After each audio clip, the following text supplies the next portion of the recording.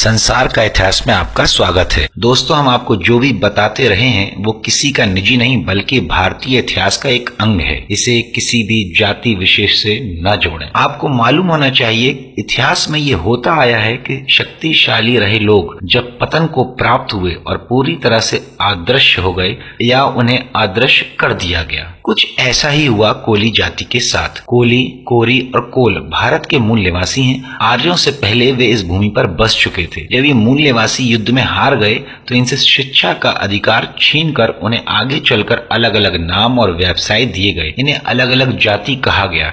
समय के साथ साथ अलग अलग स्थानों पर इसे अलग अलग नामों से इंगित किया गया, जैसे कोरी, कोली, बुनकर, हिंदू जुलाहा, कबीरपंथी, भुइयार, तंतवाय आदि। प्राचीनतम राजा मंधाता एक सर्वोपरि और सार्वभौमिक राजा था जिसका प्रताप भारत में सर्वत्र था और जिसके शौर्य और यज्ञों की कथाएं मोहनजोदड़ो के शिलालेखों पर अंकित हैं। वे इसी जाति के थे। सन 1857 के स्वतंत्रता संग्राम में झलकारी बाई ने झांसी की रानी लक्ष्मीबाई के प्राण बचाने में महत्वपूर्ण भूमिका निभाई थी, जो कि उनकी बहुत करीबी साथी थी एवं जाति से वो कोरी थी। कोरी समाज ने देश और दुनिया को कई महान बेटी और बेटियां दी हैं जिनकी शिक्षाओं का सार्वभौमिक महत्व और प्रासंगिकता आज आधुनिक जीवन में भी है। इस जाति के लोग सैद्धांतिक रूप से कई बहिर्विवाही वंशों में बटे हैं और मुख्यतः हिंदू हैं, लेकिन अपने पुराने जीववाद को कुछ हद तक जारी रखे हुए। कोलाबा का नाम संभवतः इन्हीं कोलियों के नाम पर पड़ा था। 20वीं शताब्दी के अंत में इनकी जनसंख्या लगभग 6,50,000 थी। सबसे बड़ा कोली समूह महाराष्ट्र और गुजरात राज्यों में रहता है। कोलियों को कृषकों और मजदूरों के रूप में जाना जाता है, लेकिन कई कोलियों का जीवन केवल ईंधन की लकड़ी एकत्रित करने और मजदूरी करने पर निर्भर करता है। गर्मियों में जब खाद्य कम उपलब्ध होता है तब कोली लोग रसदार फलों और आमों पर आश्रित रहते हैं। तटीय कोलियों का परंपरागत पेशा मछली पकड़ना है। हालांकि अब इनमें से कई विद्यालयों और सरकारी कार्यालयों में कार्यरत हैं। कोली सैद्धांतिक रूप से कई बहिर्विवाही वंशों में बटे हैं और मुख्यतः हिंदू हैं। इनकी मान्यता है कि बीमारी किसी नाराज आत्मा या देवता द्वारा पैदा की जाती है और ये भी कि दूसरा विवाह पहले पति अथवा पत्नी की आत्मा को जागृत कर सकता है। परंपरागत रूप से ये जनजाति के रूप में वर्गीकृत कोली फिर से एक निचली हिंदू जाति के रूप में अनुसूचित किए गए, जिसमें अग्री और अहिर उपजातियां शामिल हैं।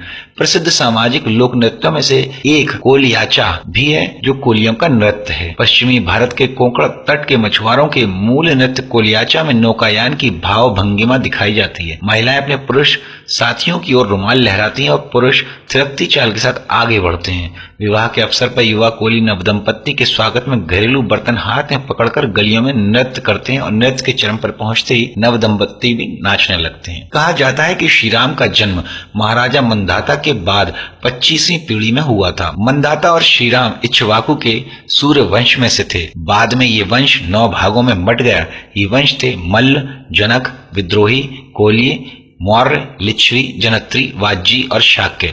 मंधाता इक्ष्वाकु के सूर्यवंशी से थे।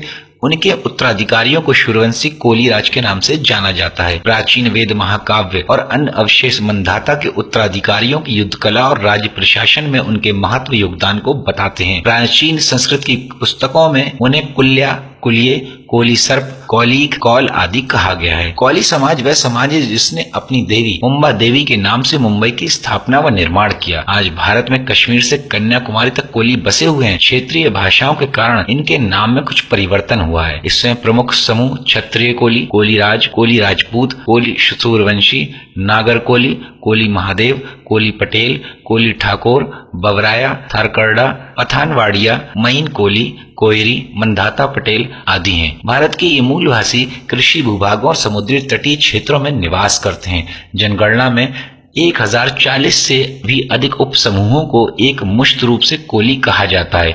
गुजरात में मूल रूप से रहने वाले लोगों में कोली और आदिवासी भील भी हैं। कोली जाति के लोग वर्सोवा मुंबई में प्रति वर्ष कोली फेस्टिवल मनाते हैं, जहां 20 से 30 हजार लोग आकर सी फूड का आनंद लेते हैं। हमारी विभिन्नताएं, हमारी जातियां ही मिलकर एक अखंड राष्ट्र का निर्माण करती हैं।